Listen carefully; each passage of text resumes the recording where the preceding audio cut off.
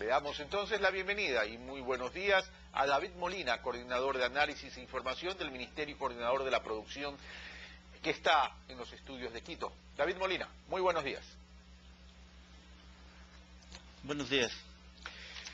David Molina, señor coordinador, de acuerdo a las últimas cifras que nos ha dado el Banco Central y el Ministerio de la Economía, el crecimiento del 9.8 del PIB no petrolero en el segundo semestre es importante y eso daría la impresión o nos llevaría a hacer concluir que ha existido inversión local o inversión extranjera, ha generado producción y ha generado también empleo. ¿Cuáles son los sectores de la economía real que han tenido mayor aporte a este crecimiento del Producto Interno Bruto no petrolero, señor coordinador?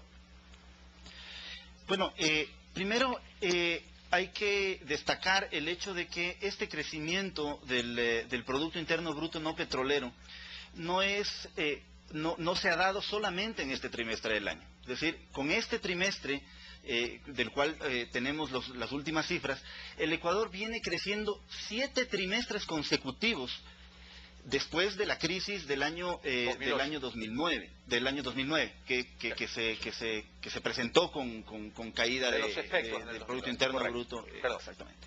Entonces son 7 trimestres consecutivos de crecimiento, lo cual nos lleva a nosotros a concluir de que la economía no es que está en recuperación. Es decir, la economía ya alcanzó un nivel de crecimiento sostenido, lo cual es una buena noticia para todos los ecuatorianos.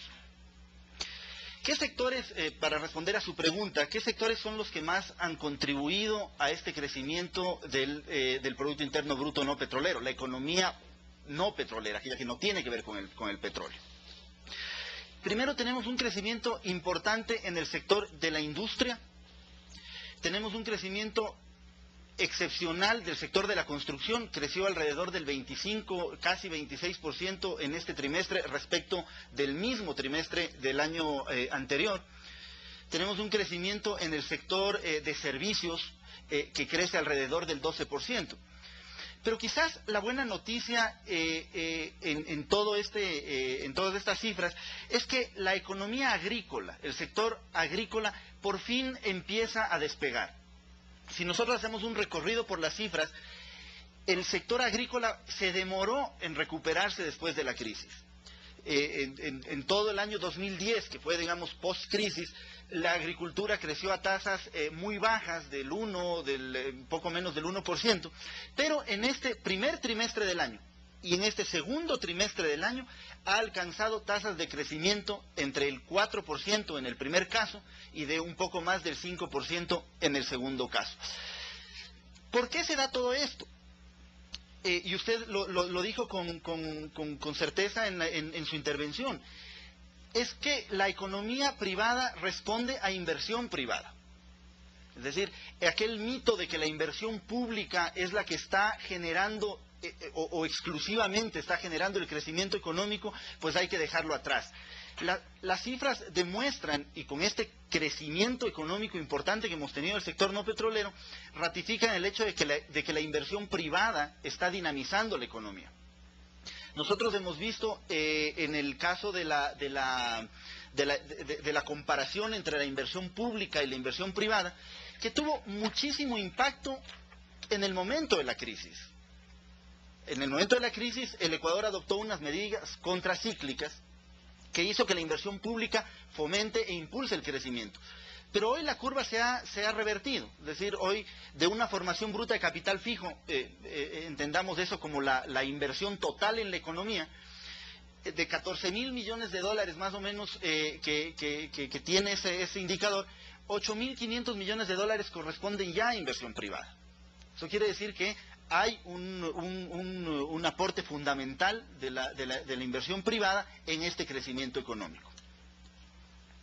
Bueno, vamos entonces por parte de acuerdo a lo que usted dijo. Dice usted, señor coordinador, son 7 trimestres consecutivos que se ha alcanzado crecimiento. Bueno, 7 trimestres ya estamos hablando de casi 2 años, es decir, ya podríamos decir que está marcando tendencia. Pero ese crecimiento consecutivo a lo largo de los años El pico más alto, sin duda, creería yo que son estos dos últimos trimestres. ¿Estoy en lo correcto, señor coordinador? Bueno, hubo un crecimiento trimestral en el segundo trimestre del año 2008, que el crecimiento no petrolero fue del 9.9%, muy parecido al 9.8% que tenemos hoy. Pero usted recordará que en el año 2008 el crecimiento de la economía ecuatoriana fue muy por encima del promedio del crecimiento de América Latina. Es decir, el año 2008 fue un año excepcional para la economía ecuatoriana, y este año es un año bueno para la economía ecuatoriana, que se está reflejando también en mayor empleo y en mayor inversión. Pero sería también un año excepcional en relación a las tasas de crecimientos promedio que se estiman para América Latina, porque de acuerdo incluso a la misma CEPAL, el crecimiento para América Latina fluctúa entre 4.5 y 5%, y nosotros con estos dos trimestres y creciendo algo este último trimestre, estaríamos más o menos en el orden del 7%. Bueno, el Banco Central no ha cambiado su proyección de crecimiento, que está en el orden del 5,5%. Sin embargo, organismos internacionales que prevén o hacen estimaciones respecto a los crecimientos de los países en América Latina sitúan en un crecimiento de la economía ecuatoriana de alrededor del 6%, cuando le dan el pronóstico para América Latina a un crecimiento un poco menos que el 5%. Es decir, en conclusión, se espera que el crecimiento de la economía ecuatoriana total y no petrolera esté por encima del crecimiento del promedio de América Latina. Bueno, eso va a ser un hecho con el crecimiento del primer semestre, ya es un hecho prácticamente. Pero bueno, vamos a analizar rubro por rubro. ¿Cuáles son las principales causas de este crecimiento? Bueno, el sector industrial no me mencionó la cifra de crecimiento, pero ha crecido. El sector de la construcción, este crecimiento excepcional del 26%, es importante, evidentemente. Yo creo que ahí debe jugar mucho la intervención del banco del Instituto Ecuatoriano de Seguridad Social, pero quisiera que abrir el análisis con usted. El tema de servicios, 12%, agricultura, 5% este trimestre y 4% el trimestre pasado, muestra una recuperación interesante. ¿Cuáles son las causas que se genera este crecimiento para que ya podamos decir es un crecimiento sostenido? Bueno, en el caso de la construcción es un caso interesante de analizar. Primero hay que recordar que hay una decisión del gobierno nacional de impulsar todo el sector de la construcción. Y aquí hay que separar en dos partes. El sector de la construcción tiene un componente importante de inversión pública, en obra pública, pero también tiene un componente extremadamente importante en el sector inmobiliario. El crecimiento importante en el sector, en los créditos hipotecarios, por ejemplo, que ha sido, ha tenido un papel importantísimo la banca pública, el Banco del Pacífico, el BIES, etcétera, ha hecho que el sector de la construcción tenga muchísima confianza, genere un mercado interesante para que la gente pueda obtener su vivienda propia, y eso de alguna manera ha impulsado a los promotores inmobiliarios para que emprendan en proyectos de inversión privada.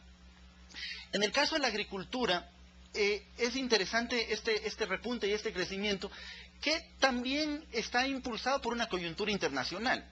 Es decir, el mundo está experimentando precios de los commodities altos a nivel internacional.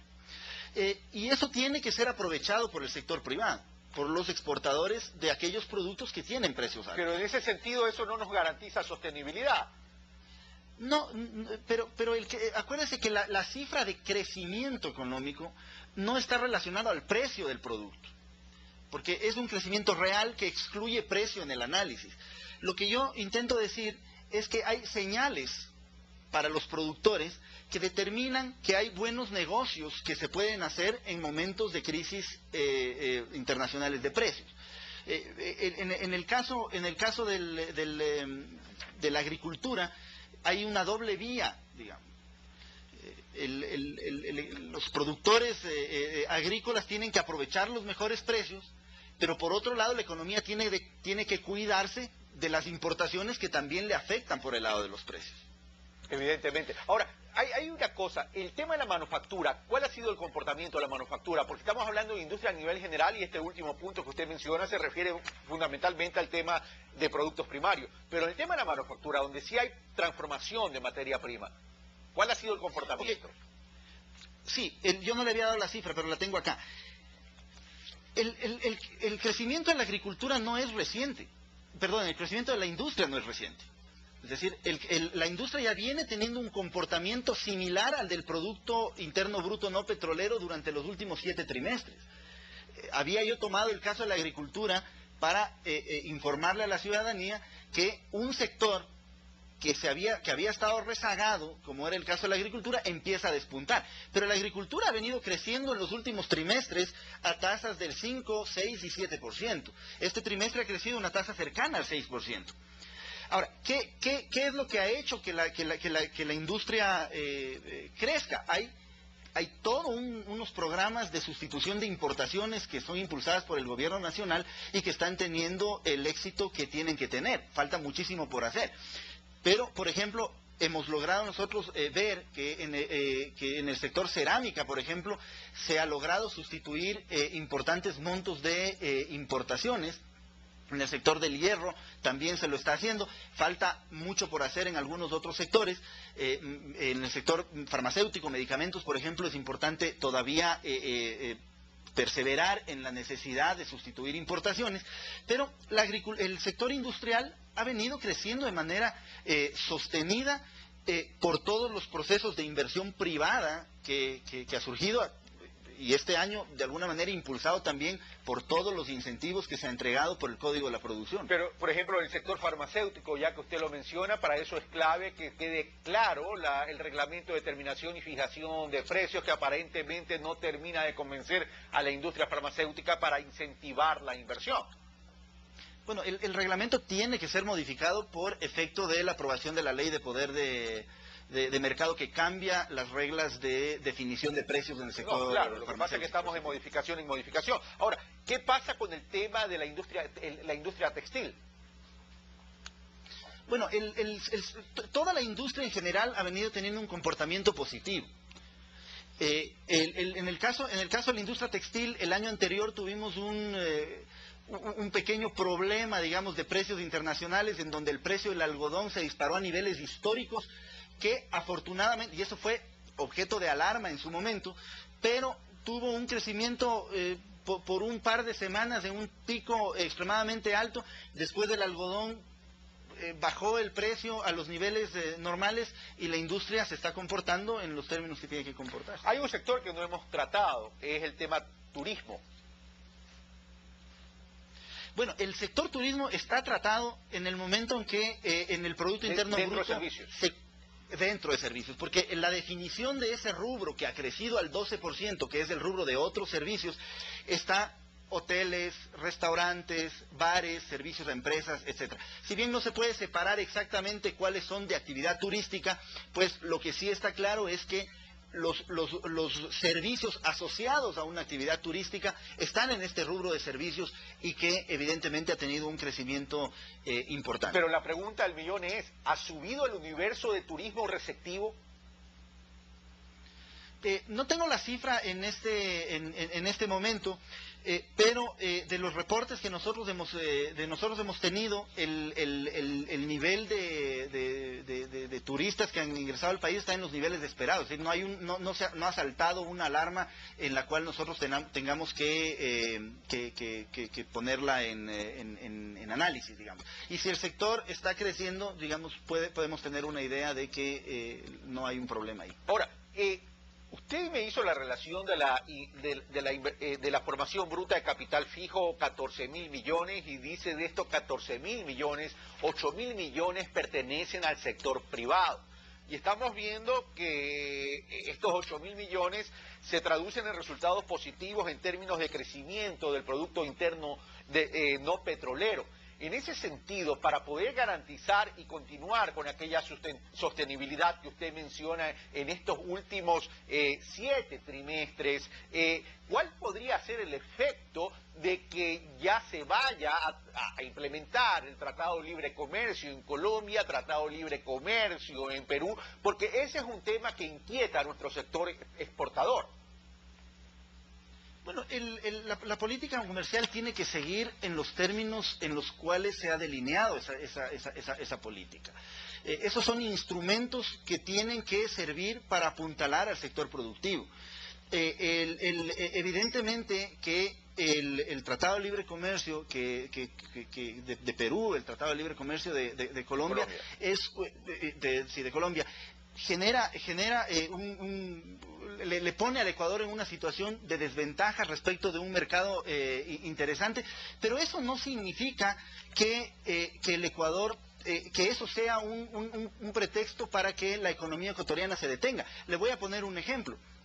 El Ecuador no ha tenido ATP-DA desde febrero de este año para productos importantes, y el comportamiento de las exportaciones de esos productos no ha sido calamitoso. Flores ha crecido de manera sistemática sin ATP-DA, productos como madera, brócoli sí ha tenido un problema, pero no vemos que hay un problema. Creo que el sector privado, también nosotros a veces subestimamos a los empresarios. Los empresarios que están en el día a día en su negocio saben cómo adecuarse a las condiciones de los mercados. Eso no significa que el gobierno nacional, y así lo está haciendo el gobierno nacional, de seguir impulsando todos los procesos de integración que le convengan al país. Bueno, usted mismo lo ha dicho, condiciones del mercado. El tema es que en esta condición de mercado actual, cuando se producen estas cifras, no existía el Tratado de Libre Comercio de Colombia. Entonces, eso también va a cambiar el panorama del mercado internacional, exportador internacional, a futuro. Pero hablemos ahora, este crecimiento económico que no se traduzca en empleo pleno, dejaría mucho que desear. ¿Cuál ha sido el comportamiento del empleo pleno derivado de este crecimiento no petrolero? Okay, las cifras que se disponen hasta ahora coinciden hasta el segundo trimestre de este año. Es decir, el INEC sacará las cifras seguramente la próxima semana sobre el empleo del tercer trimestre. Pero las cifras de empleo son altamente alentadoras. Primero, el desempleo está a un nivel histórico del 6.4% al segundo trimestre. Cuando un año antes la cifra superaba el 7%. Pero lo más importante, porque su pregunta es interesante en el sentido de saber si ese empleo es un empleo pleno o no lo es. Y una de las medidas importantes para saber si el empleo es un empleo de calidad es el porcentaje de afiliación al IES que tienen los trabajadores. La tendencia es extremadamente marcada. Hace 3 años, apenas el 30% de los ocupados plenos tenían una afiliación al IES. Hoy esa cifra bordea el 60%. Eso significa que no solamente se está creando empleo, sino que se está creando empleo de calidad. Y los niveles de empleo obviamente responden a un comportamiento de la economía privada. Pero eso significaría que se ha mejorado la calidad del empleo pleno, pero que no necesariamente ha crecido el empleo pleno. No, es que también ha crecido el empleo. Ok, ¿en cuánto ha crecido? Bueno, que si baja el desempleo y baja el subempleo, evidentemente crece el empleo pleno. ¿En cuánto ha crecido el empleo pleno? Bueno, la cifra no la tengo en la cabeza en este momento, pero de los reportes que nosotros tenemos del INEC, el crecimiento, hay una curva creciente del empleo, del empleo pleno, que si no me equivoco ha pasado del 40%, pero es una cifra que tendría que confirmar. Bueno, pero en todo caso son cifras, no dejan de ser cifras interesantes. Ahora, vamos al tema siguiente. Ingresos permanentes deben financiar gastos permanentes. Hoy se nos avisa de que ingresos no permanentes van a financiar gastos no permanentes hasta equilibrar el presupuesto producto de gastos extraordinarios que hay que hacerlos en el corto plazo y luego tenerlos permanentemente. Eso nos lleva a la siguiente conclusión. No podemos seguir toda la vida financiando gastos permanentes con ingresos no permanentes, eso es evidente. Y los ingresos permanentes son la recaudación tributaria. Este crecimiento del Producto Interno Bruto no petrolero nos llevaría a concluir que va a incrementarse el universo de contribuyentes y la recaudación tributaria como para que ya no sea necesario financiar los gastos permanentes con los ingresos permanentes, por un lado, y por otro lado, si este crecimiento es excepcional y es sostenido durante los últimos 7 trimestres, ¿por qué la reforma tributaria? Bueno, en la primera parte de su pregunta, es evidente que el crecimiento económico aumenta las posibilidades de recaudación tributaria.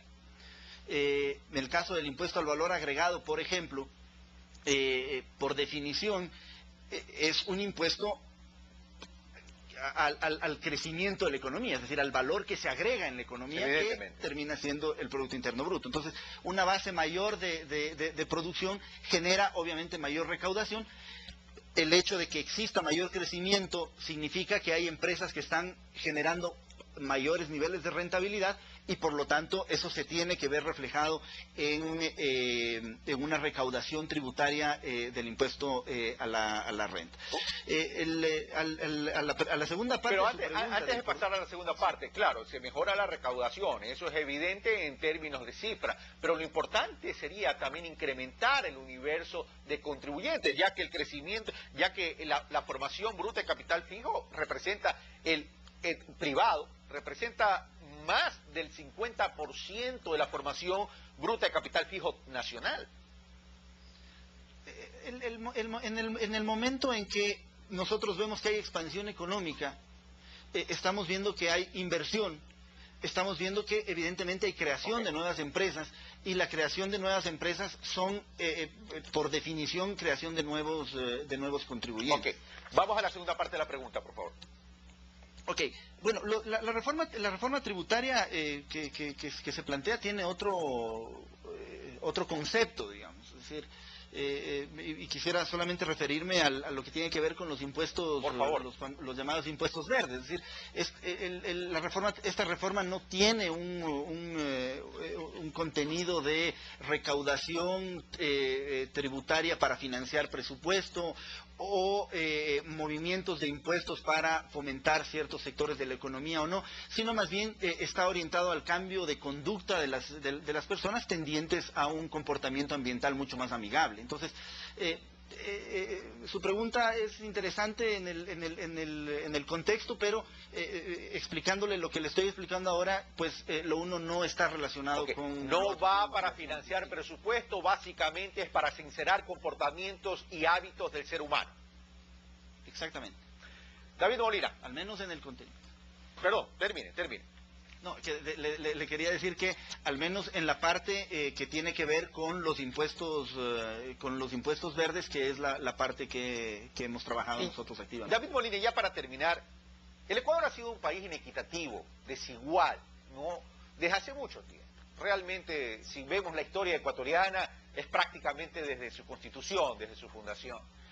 Pero con un crecimiento de ese orden, de 9.8 en el Producto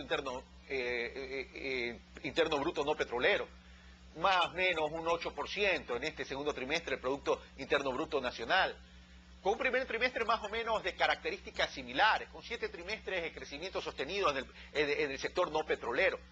Daría la impresión entonces que ahora sí podríamos decir que los recursos se comienzan a redistribuir adecuadamente para vencer la pobreza. Entonces la siguiente pregunta ya para concluir esta entrevista es, ¿cuál es la meta de disminución de los indicadores de pobreza en los próximos 2 años, por ejemplo? Ok,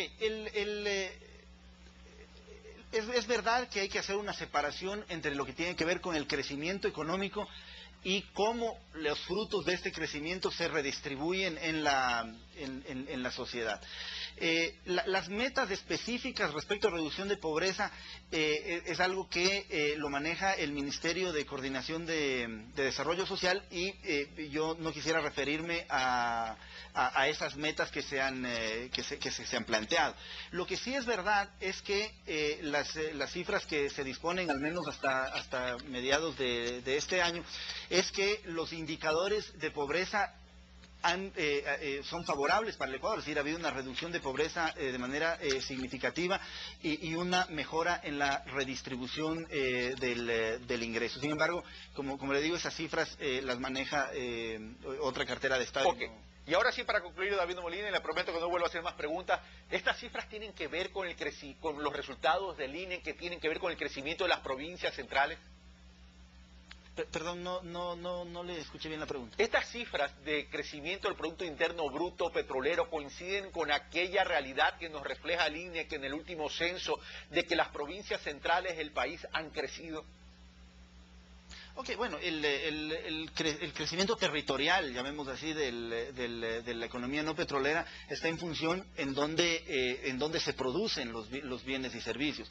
Es verdad, y se está haciendo un análisis muy específico respecto del censo económico, que existe una importante concentración de la actividad económica en Quito y en Guayaquil, digamos, y es ahí donde está el motor del crecimiento, pero como yo le he explicado, hay crecimientos importantes en estos 2 últimos trimestres, por ejemplo, en el sector de la agricultura, que no son, obviamente, actividades que están radicadas ya sea en Quito o en Guayaquil, sino más bien en las provincias más centrales, digamos. Muchas gracias, señor Coordinador de Análisis e Información del Ministerio Coordinador de la Producción, David Molina, con quien hemos analizado in extenso el crecimiento del Producto Interno Bruto no petrolero.